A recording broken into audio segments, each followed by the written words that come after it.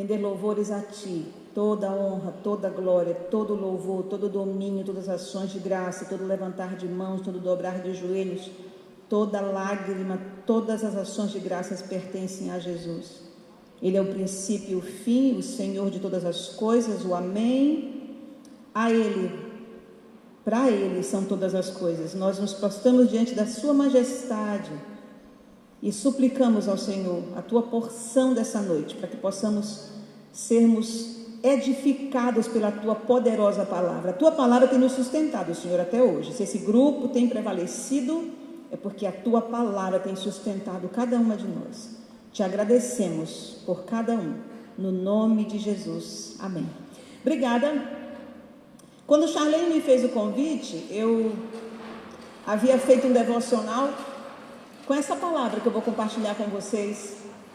E eu passei para ela e ela falou: pastora, vamos usar essa palavra, vamos nos alegrar com essa palavra. João capítulo 16, versículo 33, palavras de Jesus. Eu disse essas coisas para que em mim vocês tenham paz. Nesse mundo vocês terão aflições. Contudo, tenham bom ânimo, eu venci o mundo. Aleluia. Antes que a gente traga essa palavra para os nossos dias, porque eu preciso analisar essa palavra dentro de dois ângulos necessários para que ela seja de fato relevante para nós. Quando o Evangelho de João foi escrito, 90 anos aproximadamente depois da partida do Senhor no seu ministério terreno, na pessoa de Jesus, havia um movimento que não era novo, mas estava se aprofundando dentro do helenismo, que negava a humanidade de Jesus. Dizia-se que ele era totalmente divino e não homem. Então João, um dos 12, que esteve com o Senhor no início do seu trabalho, João, um dos 3 que subiu ao monte e viu a sua glória, então ele escreve no seu Evangelho capítulo 1, ele diz: ele era o verbo, e ele estava com Deus, e ele era Deus, e ele estava no princípio, e todas as coisas foram feitas por ele, e sem ele coisa alguma poderia ter sido feita. Vimos a sua glória, disse João, a glória do unigênito do Pai, um homem com experiências profundas, com intimidade, com a vida construída, andando com Jesus. Então ele tinha autoridade, conhecimento, conteúdo para escrever. Então ele escreveu o Evangelho de João, o 4º Evangelho, e esse Evangelho ele tem um compromisso de revelar claramente para aquela geração e para todas as outras que Jesus era Deus encarnado no homem, que era um homem com as suas limitações humanas, no sentido de que ele se esvaziou da sua glória, e foi como homem que ele triunfou sobre o pecado, sobre a morte, sobre o inferno, e por isso é vencedor para sempre. Aleluia. Foi como homem que ele conviveu com ele, e ele poderia testemunhar que ele era sim um vencedor. E ele escreve esse Evangelho, e ele vai explicando aqui o diálogo de Jesus com os seus discípulos. Então nós vamos observar Jesus conversando com seus discípulos, e ele diz assim: eu vos estou dizendo essas coisas para que vocês prevaleçam, para que vocês não desanimem, para que vocês não percam o ânimo, porque o mundo vai ter aflições. Então ele tinha acabado de dizer para os discípulos dele que haveria um tempo difícil para eles. Ele estava prevendo o seu Calvário. Ele seria agora exatamente o Cordeiro de Deus, a sua imolação, a sua rendição, a sua entrega. Para isso ele veio. O seu esvaziar-se ainda não tinha sido completo, ainda haveria de perecer diante de um público, e não seria fácil para os discípulos ver o seu líder, o seu mestre, aquele homem gentil, aquele homem amoroso, aquele homem educado, aquele homem que só saía dele amor. Mas os dias seriam difíceis. alguém feriria o pastor e espalharia as ovelhas. E aquele homem estava ali consolando os seus discípulos. Mas ele estava dizendo também para eles: não desanimem, porque eu venci o mundo. Jesus estava dizendo para eles não se impressionarem com a rejeição, com a perseguição, com o abandono, com a humilhação pública, com os machucados e com tudo que ele sofreria publicamente, como se aquilo fosse uma injustiça, desprezo de Deus ou até um destino de um homem bom. Jesus sabia, mesmo com a experiência que eles tinham passado com ele no dia a dia, vendo o fluir do milagre saindo das mãos do mestre, da boca do mestre, vendo todas as maravilhas que Jesus havia feito, ele sabia que ainda faltava algo que fortalecesse ele, que eles estavam ali sujeitos sim a se escandalizarem com tanto sofrimento, com tanta humilhação e desfalecerem no maior projeto que estava se desenrolando através da vida deles com Cristo Jesus. Jesus estava dizendo: não desanimem quando vocês perceberem que as aflições estão chegando. Eu venci, mesmo perseguido, eu venci, mesmo humilhado, eu venci, mesmo traído, eu venci. Não se deixem levar pelas aparências do mundo presente. Jesus estava levando os seus discípulos a terem uma outra perspectiva, bem mais alargada, bem mais poderosa, bem eterna, sobre o que ele de fato estava fazendo. Ele não veio apenas salvar a alma perdida, ele também veio implantar o seu reino definitivamente eterno sobre a face da terra. E eles precisavam perceber como é que esse reino foi implantado, quais são as bases desse reino. As expectativas da geração de Jesus que não conviviam com ele, com certeza foram frustradas.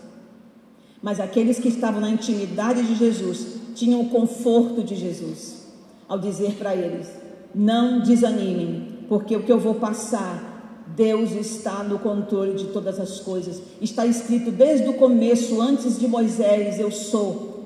Ele dizia, antes de qualquer outra coisa, eu sou. Já estava escrito, tudo o que vai acontecer, o meu Pai tem controle de tudo, é necessário que eu passe por tudo. Portanto, tenha um bom ânimo, porque aparentemente eu estou vencido, mas na verdade eu estou vencendo. Ele consola os discípulos, e ele faz isso tão lindo. Quando eles saem ao caminho de Emaús, ele vai atrás deles, porque de fato alguns estavam desistindo logo depois da crucificação.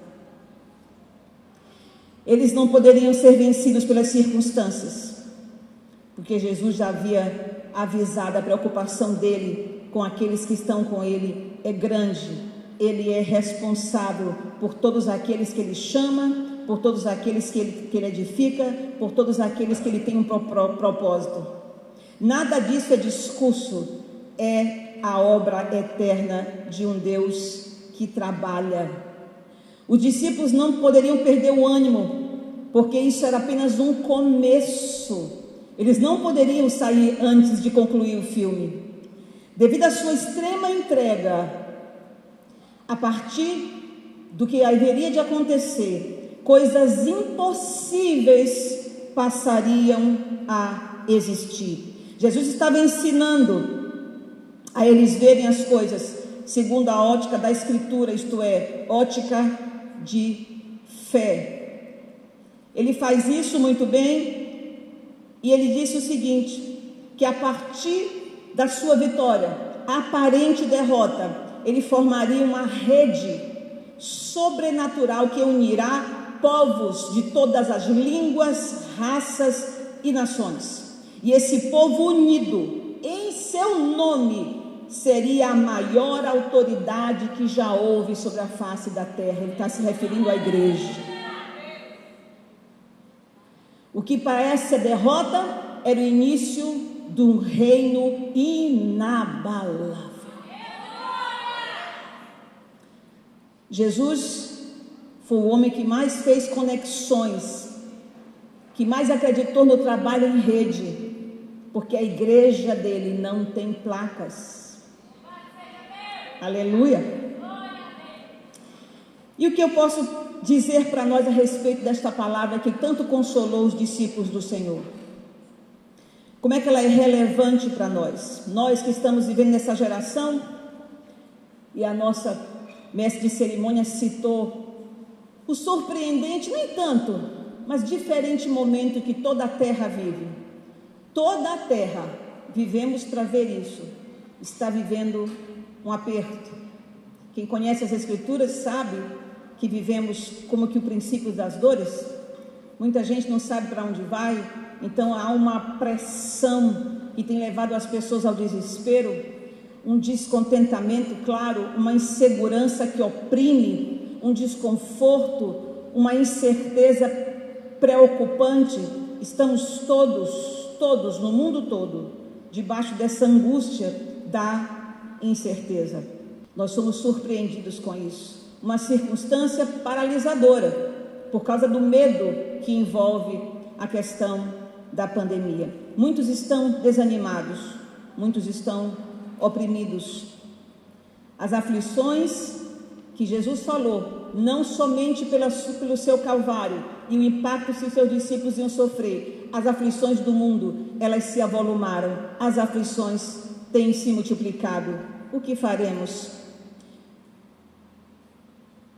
O que faremos? Lembremos das palavras de Jesus.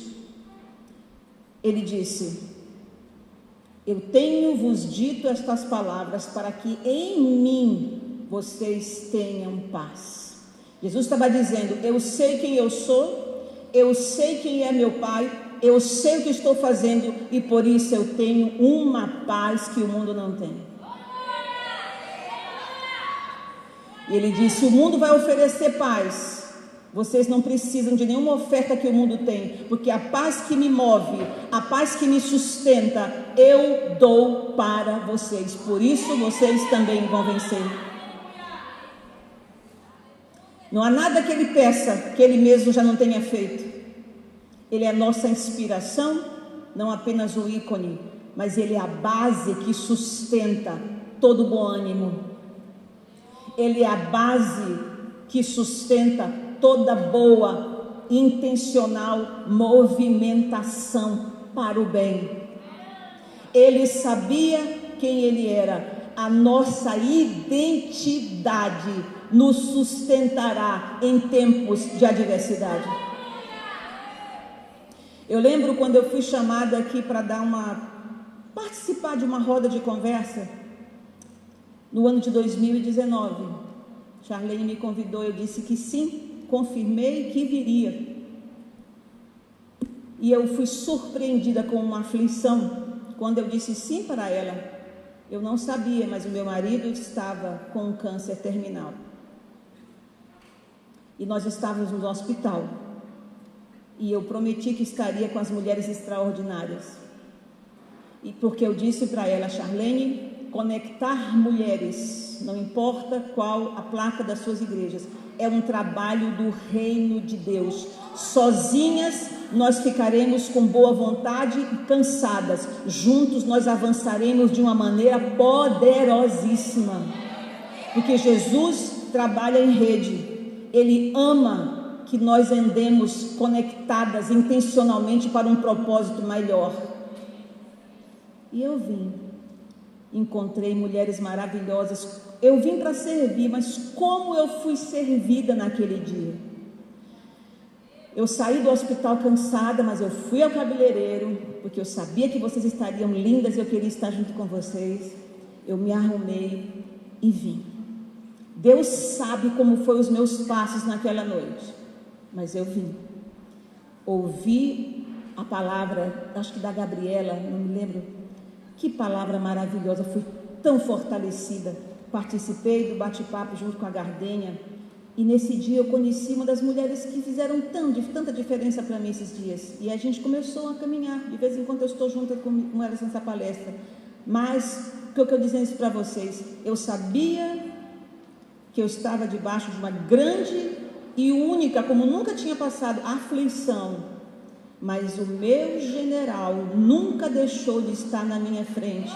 E ele disse: vai, tem de bom ânimo. Eu já venci por você também nessa situação.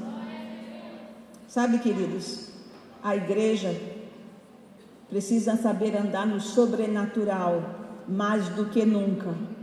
E o sobrenatural é: minha base é Cristo, minha base é inabalável. Eu posso todas as coisas porque Ele me fortalece no tempo de aflições. Como anda a nossa identidade? Crises de identidade têm levado pessoas a serem levadas por uma avalanche de incertezas e crises e confusões. Voltemos para o alvo, que é Jesus. Ele é a nossa fonte de identidade. Ele também era movido por um propósito de amor ao Pai que o enviou e aos homens a quem Ele ama. O amor é combustível poderoso, extraordinárias. O que nos move? Se não formos movidas pelo amor, seremos abaláveis. Mas se, como Ele, estamos firmados nesse amor que vem dEle, poderemos alçar voos que vocês não fazem nem ideia. Porque tempo de adversidade é também tempo de oportunidade de vivermos experiências inéditas. Não podemos perder o ânimo. Ele disse: tende bom ânimo. Aleluia!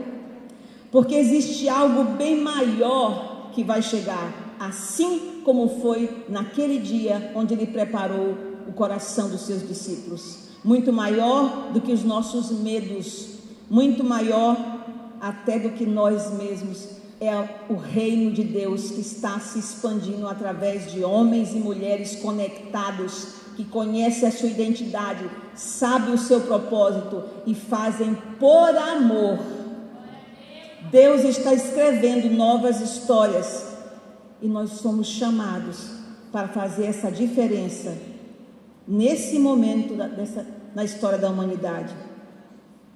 Não assumindo tudo para si, mas sendo envolvidos e envolvendo pessoas numa rede que não foi criada pela Charlene, foi criada pelo próprio Deus, quando veio na terra na figura humana e divina do seu Filho Jesus Cristo, Rei dos reis e Senhor dos senhores, vencedor para sempre, rocha inabalável, princípio e fim, alfa e ômega. Ele inicia, Ele sustenta, Ele conclui. Avancemos.